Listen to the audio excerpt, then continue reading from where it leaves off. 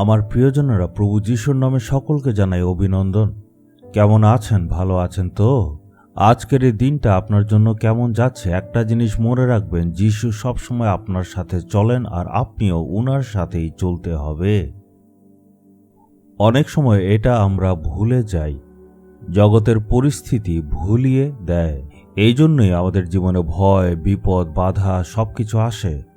কিন্তু আপনি যদি যিশুর সহভাগিতায় আছেন আর উনার সাথে আপনি প্রতিদিন চলেন, তাহলে পরিস্থিতি যাই হোক না কেন ভয় আপনি করবেন না।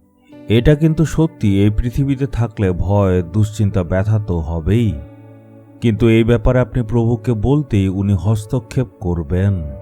এটা আমার সন্তান, আমার ছেলে, আমার মেয়ে, এরা আমার উপর বিশ্বাস করে আমার হাত ধরে চলে, তাই আমি তাদের ভার নেব। আপনার হয়ে উনি কাজ করবেন। ঈশ্বরের পক্ষ থেকে আজকেও আপনার জন্য বাক্য রয়েছে। গীতসংহিতা 25:17 একজন ঈশ্বরের দাস ছিল, নাম ছিল দাউদ। সে ঈশ্বরের সাথেই চলত। সে এমন একজন ব্যক্তি ছিল, ঈশ্বরের মনের মানুষ ছিল। সে বলছে, আমার হৃদয়ে কষ্ট বাড়ছে, আমার দুর্দশার থেকে আমাকে বের করো। হে পিতা, আমার হৃদয়ে কষ্ট বাড়ছে। এখানে সে প্রভুর সামনে নিজের হৃদয়কে খুলে রেখেছে, মনের কথা বলছে।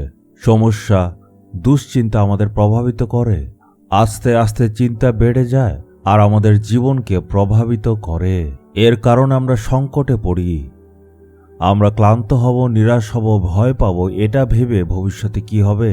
আর দুশ্চিন্তা যখন বেড়ে যায়, এটা সংকট হয়ে যায়। এটা হলো দুশ্চিন্তার চরম সীমা। তখন আমরা চুপ করে থাকি, কারণ আমরা জানি না আমাদের কি করতে হবে।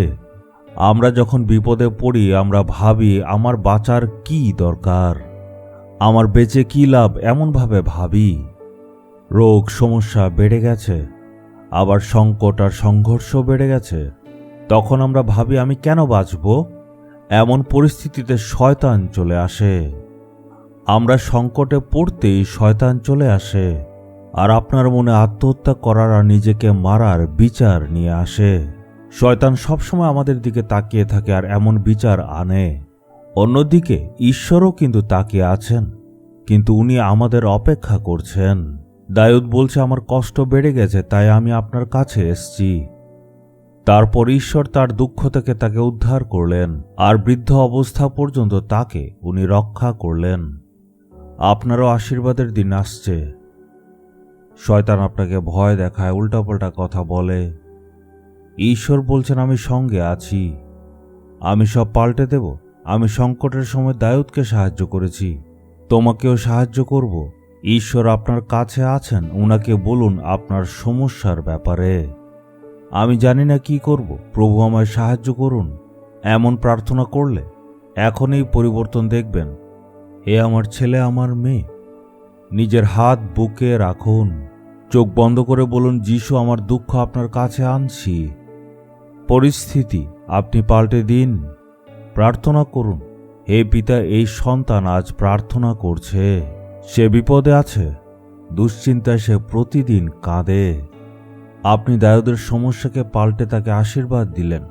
এদের জীবনে অলৌকিক কাজ করুন, তাদের দুশ্চিন্তা পাল্টে দিন। অলৌকিক কাজ করে আশীর্বাদ দিন, যাতে তাদের সমস্যা সম্পূর্ণ পাল্টে যায়। আপনি তাদের স্পর্শ করে অলৌকিক কাজ করছেন, ধন্যবাদ জানাই। এই প্রার্থনা যিশুর নামে চাইলাম, amen, amen. Jesus redeems Bengali YouTube চ্যানেলটি সাবস্ক্রাইব করুন, বেল আইকনটি ক্লিক করুন আমাদের প্রতিদিনের নতুন প্রোগ্রাম সম্পর্কে আপডেট পেতে।